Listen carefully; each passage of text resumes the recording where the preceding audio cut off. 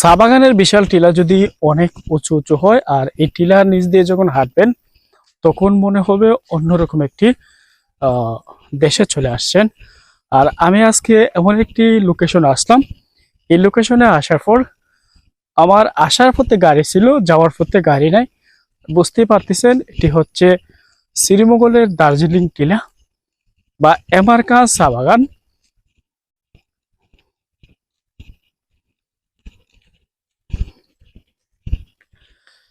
এমারকা চা বাগানের factory area দিয়ে যখন আমি যে জায়গাটিকে আমরা দার্জিলিং টিলা বলে থাকি, এই জায়গাতে আসার পর একটা জিনিস আমার বুঝে আসলো না যে আসলে এমারকা চা বাগানে প্রবেশ করার আগেই যে অনেক সুন্দর সুন্দর টিলা আছে।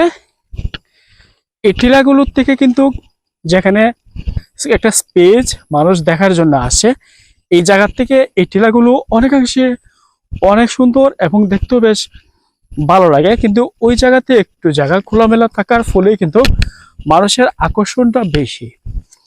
যাই হোক, আমি ভিডিওতে তুলে ধরবো, যেহেতু আমি ফ্যাক্টরি এরিয়াতে হেঁটে হেঁটে যাব দার্জিলিং যে টিলাটি আছে সেখান থেকে আমি এমারকান যে ফ্যাক্টরি এরিয়া আছে সেখানে হেঁটে যাওয়ার প্রধান কারণ হচ্ছে এই জায়গার যে সুন্দর ভিউটা তুলে ধরার জন্য।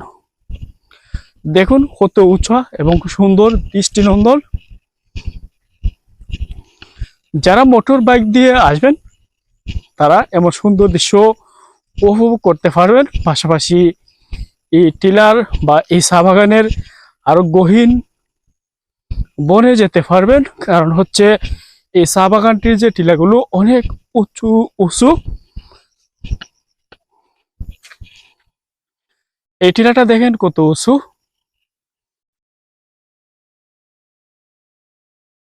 বিশাল গ্যাপ।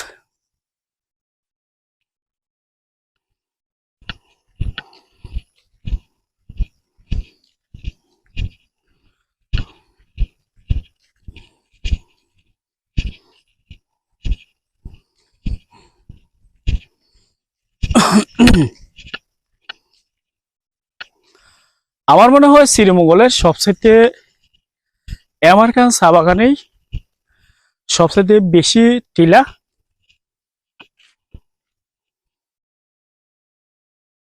এদিকে একটু লক্ষ্য করেন কতটা সুন্দর লাগে এই ভিউটা।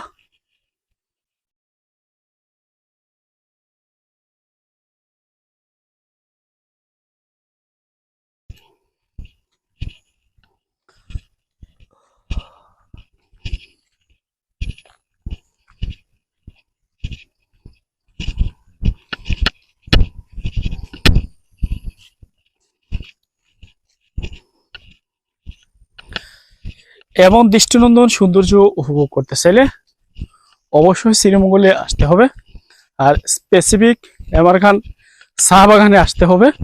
আর এমারখান যে টিলাটি আছে দার্জিলিং টিলা, সেখানে যাওয়ার আগে এই পাহাড়ের উঁচু নিচু টিলাগুলোর সৌন্দর্য উপভোগ করতে পারবেন।